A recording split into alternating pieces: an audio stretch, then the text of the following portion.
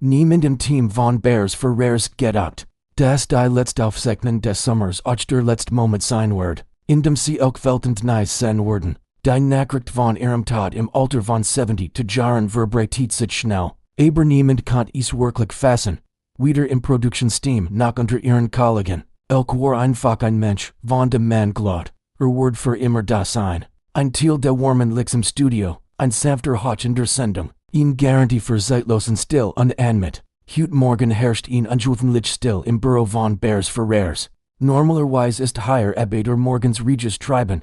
Lachen, Ruf. Die Eiligen schritt derer. Die sich auf einen langen Drettig vorbereiten. Aber heute war es anders. Die still war schwer, fast greifbar. Elke Velten Tönnies. Die von vielen liebwohl die knigen der Eleganz genet Word. Hinterlässt ihn Luck. Die man kommen Wort fassen kann. Isjet Menschen. Deren blowy Amazonheit ihn geschicht erzult. Und wenn sie gehen, ist der Leerraum so grog. Das man nicht way. Wo man anfangen soll. In ihren fast 2 Jahrzehnten bei Bears für Rares. Hat Elke nicht nur den Stil der Sendung gebracht. Sie war zu einem festen Bestandteil ihrer Seele. Sie war kein Lot-Person. Die sich ins Rampenlicht drunkt. Aber allein durch ihr Erscheinung. Das sorgfältig versierte silberne Haar. Die elegante Kleidung. Die strahlenden, freundlichen Augen. Schien das ganz Studio von einer besten deren warm erfüllt zu sein. Es war die Art, wie sie sprach, ruhig und bedacht. Es war die Art, wie sie sich bewegt, mit einer angeborenen Grazie. Und es war die Art, wie sie jedes Antikstück berührte, als würde sie einen stillen Dialog mit seiner Geschichte führen. Man wollte einfach von ihr wissen. Woher wissen sie? Ob ein Gegenstand wirklich wertvoll ist? Elke lacht dann auf der Lieses, warms Lachen und antwortet. Der Wort liegt nicht immer im Alter oder im Preis. Der Wort liegt in der Geschichte, die mit den Menschen verbindet. Für Elke ging es nicht nur den materiellen Wort. Sie erzählt Geschichten. Sie verstand die Emotionen, die hinter einem Gegenstand steckten. Der über Generationen weitergegeben Wort. Und sie begegnet jedem, der durch die Studio trat, mit dem gleichen tiefen Respekt. Einmal, als die Dreharbeiten für den Tag beendet waren und als sich zum Gen bereit machten, sah Elke noch lang in einer Eck des Studios, wo ihr lag ihn unscheinbar, alte Holzkist, die ihn Gultier dem mitgebracht hat, darin befand sich ein altes Kartenspiel. Ein Verbleibsel aus der Jugendheit der Vaters der Frau. Elke nahm jede Kart einzeln heraus. Ihr Finger strichen sanft über die Jar verblasten Muster. Nicht alles auf der Welt muss verkauft werden. Sagt sie ließ zu der Frau. Manch Dinge existieren einfach nur. Uns an unsere Wurzeln zu erinnern. Die dem war so drinnen gerthert. Hielt Elkes Handlang und dankt ihr immer wieder. Nächsten Tag erzählt jeder set begeistert von dieser Begebenheit. Niemand sagt, Elke sei die best Experten gewesen. Man sagt, sie sei die Genich gewesen. Die Herzen der Menschen besten verstand. Nach ihrem Tod wurden plötzlich überall Handlich Geschichten erzählt. Jede Geschichte ist wie ein kleines Mosaiksteinchen ihrer Persönlichkeit. Guttig, feinfühlig und auf ihnen aufdringlich wie tiefgründig. Interessanterweise hat Elke vor ihrem Tod einen handgeschriebenen Brief in die Gesamtcrew geschickt. Sie bedankt sich bei allen. Doch in ihrer leicht zittrigen Handschrift erkannten viel später, dass sie vielleicht schon etwas geähnt hat. Sie schrieb, ich weiß nicht, wie lange ich noch mit Juk. Mit Menschen mit so einem guten Herzen, Zusammenarbeiten Word. Wenn ich eines Tages nicht mehr vor der Kamera stehe, seid nicht traurig. Ich bin immer da, in jeder Geschichte, die wir erzählen. Viel weinten, als sie dies Wort lesen. Elke selbst sprach nie ernsthaft über ihren Abschied. Sie bewahrt stets in gelassen Haltung. Als wir alles im Leben ein natürlicher Kreislauf. So lebt Elke auch in ihrem kleinen Haus am Stadtrand, wo sie seit über 30 Jahren wohnt. Ihre Band verbringt sie oft lesend am Fenster. Begleitet von ihrer Lieblingsmusik, Nachbarnberichteten.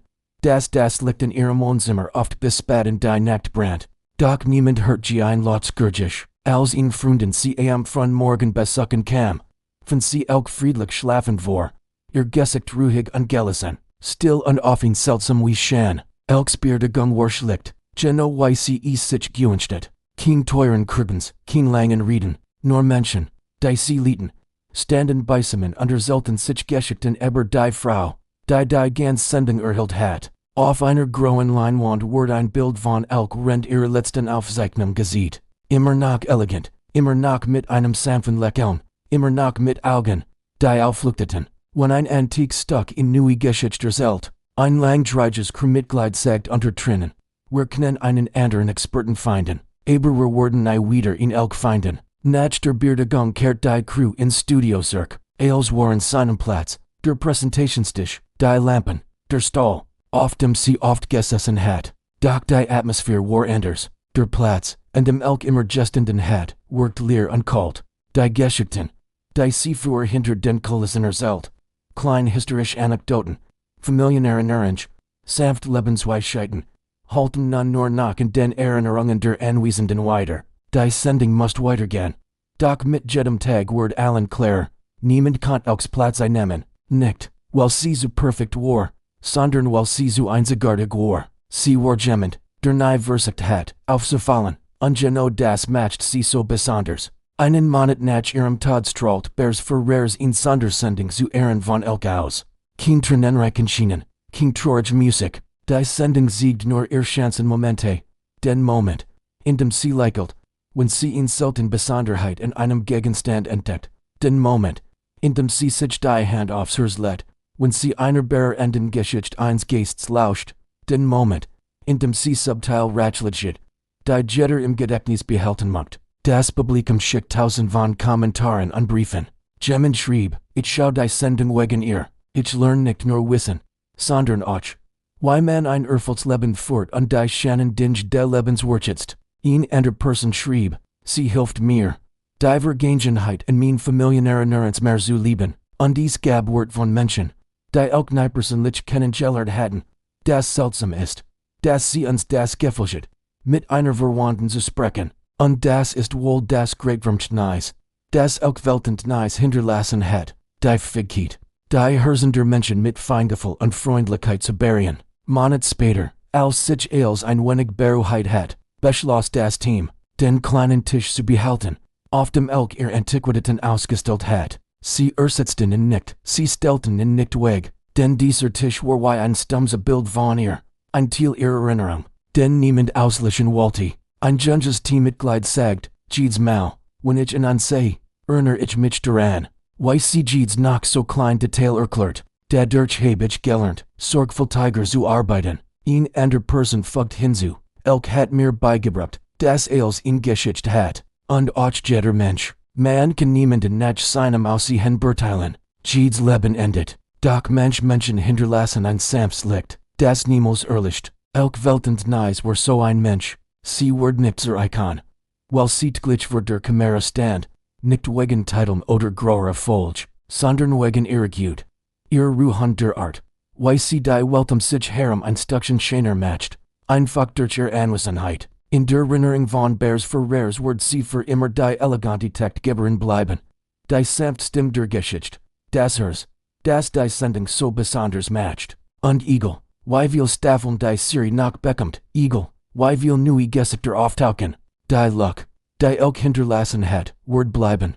Wie das Zeichen einer Frau, die, ohne zu versuchen, auf ihr ganz eigen wie strahlt. Denn es gibt Menschen, die, obwohl sie nicht mehr unter uns weilen, in den Geschichten der Weiteren, die sich an sie erinnern. Elke Velten Tönnies war so ein Mensch, denk, dass zugehört und mit uns erinnert hat.